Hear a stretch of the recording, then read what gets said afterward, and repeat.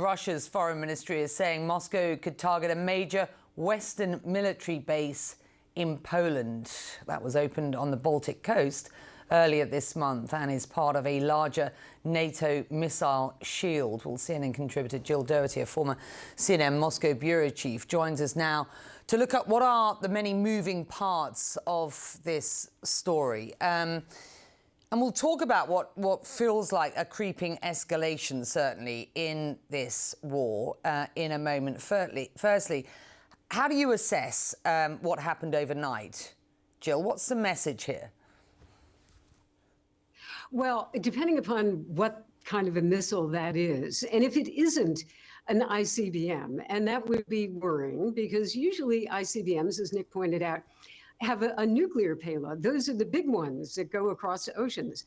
But whatever it was, it's very obvious that Russia is furious. And why it's furious is because of President Biden's decision to allow Ukraine to use U.S. weapons, namely ATACMS, to strike inside Russia. That Putin said a long time ago is a red line, and now it's been crossed. So the Russians are signaling, and they're really furiously signaling, that this is not going to stand, that they won't put up with it, and they're going to retaliate in some fashion. I mean, I think, Becky, there's a lot of, as they say, signaling going on. And the signaling really now is kinetic. You can see actions, being taken to send messages. But I think the timing is really important. You have President Biden leaving office in 2 months. And then you have another president, Trump, coming in who says, I'm going to end the war, as soon as I get into office.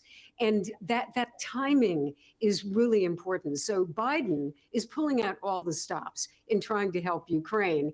And that, of course, is having a reaction in Moscow, which we can talk about, from President Putin. Yeah, and this week, of course, starting with the German Chancellor Olaf Scholz's call to President Putin at the beginning of the week. And we are closing out a week with this, bookending a week when the US and Britain, it seems, fired missiles into Russia for the first time.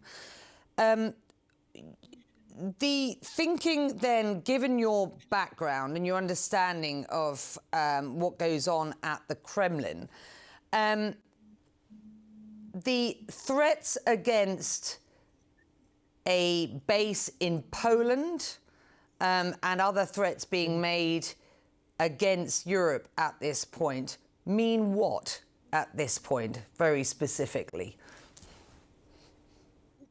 Well, I think, we have to point out that the United States has not fired on Russia, but Russia considers itself at war with the West.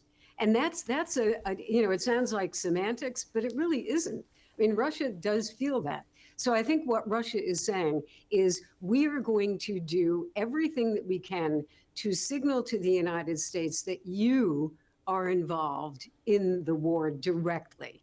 And so you have, what did you have? President Putin, just on the 1,000th day of the war, there's an announcement that the nuclear policy, the strategy of Russia is changing. And that would allow, it's always allowed Russia to respond to conventional attacks that are very major, a threat to Russia, to respond to nuclear powers, but that are using conventional weapons. But now they're saying if there's a country, and we could say, let's say Ukraine, which is not a nuclear country, but it takes an action, it attacks Russia, and it is supported by a nuclear country, the United States, then that gives Russia the right to respond with nuclear weapons. So we're getting into the territory of very, really direct threats here. And I think it's a very dramatic and very dangerous moment because of not only the words, but the potential for this to, spin out of control, sometimes because it wasn't planned. Their mistakes can happen as well. So you rightly pointed out that Joe Biden has 2 months left in office. President-elect Donald Trump's son reacting to Joe Biden's decision over the weekend to greenlight the Ukrainians to use American-made missiles deeper into Russia. And I want to quote his son here. Quote, "The military-industrial complex seems to want to make sure they get World War III going before my father has a chance to create peace and save lives." End quote. Now, experts say it won't make a decisive military difference in what Joe Biden has decided to do. But it's certainly, as you have rightly pointed out, escalated action on the part of the Russians, although some will say the US and Ukraine simply reacting to Russian aggression. But certainly we are seeing this creeping escalation. What chance that Trump can settle this war as he has promised to do, and what damage to any potential for a solution here? What damage wrought by what we are seeing at present? Well, I mean, if you listen to what Trump's son is saying, that actually sounds like what the Russians are saying, which is we are creeping, actually running close to World War III. Now, the debate in the Biden administration throughout the war has been, well, maybe it is dangerous to escalate, and maybe we should be careful. And so they've held off on giving certain weapons. You know, eventually maybe they did, but there was a lot of temporizing in the beginning.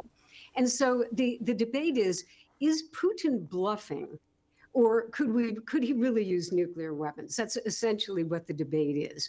And I think the decision, at least the Biden administration, has been that no, he's not going to use nuclear weapons in the sense of intercontinental, nuclear weapons striking the United States and Russia, that World War III wouldn't start. But that said, it's still a lot more fraught than it was, just a few weeks ago.